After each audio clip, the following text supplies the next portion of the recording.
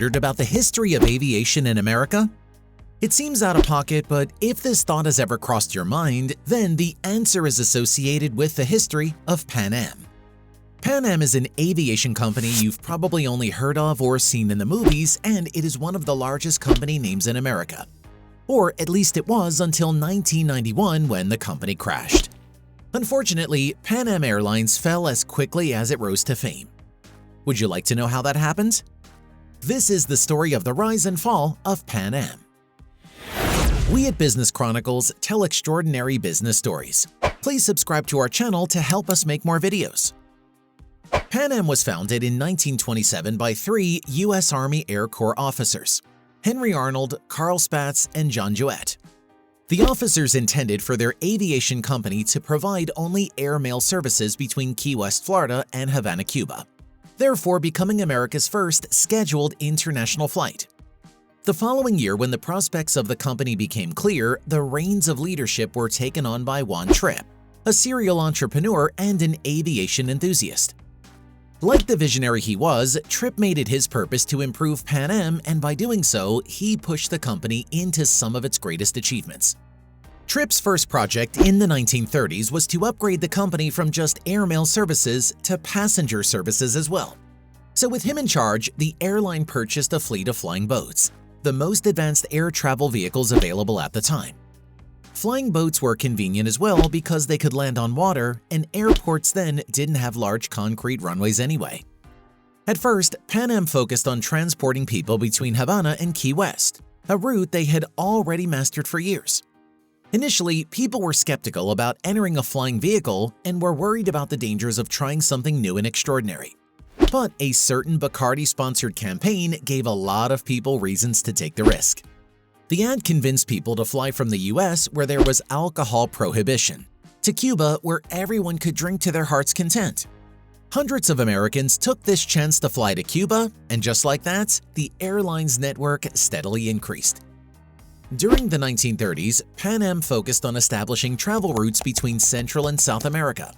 And with time, the transatlantic and trans-Pacific regions were included as well. They bought more flying boats, and by the 1940s, the success of the aviation company was undeniable. They went on to make several innovations that are still a solid part of aviation culture today, including the staple dress codes for pilots and flight attendants, and more important things like air traffic control, flight planning, weather forecasting, and much more. Pretty much everything in the aviation industry that we now consider normal is all thanks to the headway that Pan Am made several decades ago. By the 1950s, the airline had become the most successful in America, and they had scheduled flights to every continent except Antarctica. The significant increase in their flight accomplishment was due to the jet engines, which, unlike the flying boats, could fly through long distances nonstop. These powerful engines were seen in jetliners such as the Boeing 707 and Boeing 747. And once the company acquired more of these, they started setting up daily trips to London and Paris. Pan Am set many aviation records in their days, but one of the most impressive ones was in 1970, when the airline flew 11 million passengers to 86 countries, spanning every continent except Antarctica. Pan Am was the moment, the revolution, the vision that every aviation company aspired to. But unfortunately, the company's glory didn't last as long as expected. Pan Am had its peak between the late 1950s and early 1970s. But things started going downhill by the mid-70s. Several internal and external challenges triggered the company's downward trajectory, and one of these challenges was brought on due to an unfortunate investment choice. That is when the company spent $500,000 purchasing Boeing 747 jetliners. Objectively speaking, this was a good investment choice. The company was tremendously successful, and investing in more planes was a good call.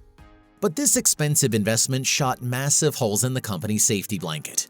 And so, when an unforeseen economic crisis came along, Pan Am was hit extremely hard. Shortly after purchasing the fleet of airplanes for $500,000, there was a fuel scarcity and the price of oil rose by more than 400%. This affected the income of families across the country, and as a result, traveling demands dropped significantly. Pan Am was hit the most because most of their flights were over long distances, which required more fuel, and they weren't making any profit. since not many people were interested in making long trips during this period. Their cost of maintenance skyrocketed, and between 1969 and 1976, the company suffered a loss of almost $400 million. To get out of debt, the management of Pan Am decided that the airline should fly domestically, but their request to the Civil Aeronautics Board was continually denied. Finally, in 1978, the Airline Deregulation Act was signed into the U.S. federal law, allowing Pan Am to acquire a domestic system at last. Unfortunately, the domestic route was not as successful as the company had hoped. The company hastily purchased local airlines and merged their crew with the existing one, and this created chaos. The sophisticated culture Pan Am had cultivated over the years was mixed with the less refined culture of the local airlines they had acquired, and with time, the mismatch became impossible to hide. In the years after 1978, Pan Am incurred so much loss that the company began to self-liquidate. They sold several of their assets, including their massive Manhattan building and their hotel chains, and even sold their entire Pacific division to United Airlines. Although they were struggling, Pan Am still had their reputation to hold on to, but that changed after the Lockerbie bombing in 1988. On December 21st of that year, Flight 103 took off from Heathrow and was headed to New York, when a bomb went off aboard, blowing up the plane and crashing into Lockerbie, a small town in Scotland. Everyone aboard the plane was killed, as well as an additional 11 Lockerbie locals. This misfortune was the last straw for Pan Am, as they faced several security charges, not to mention the hundreds of millions of dollars lost as a result. Finally, the company filed for bankruptcy in 1991 and subsequently shut down all of its services. Many people worldwide struggle to accept the loss of the company. For example, past workers of the company and lifelong customers. People weren't willing to let go of the company so much that there were a few attempts to restart the business. All attempts crashed, unfortunately, but the legacy of Pan Am has transcended the company itself. The airline may have met an unfortunate end, but its contribution to the aviation industry will never be forgotten. What are your earliest memories of Pan Am? Let us know in the comments. Thank you for watching, and we'll see you in the next video.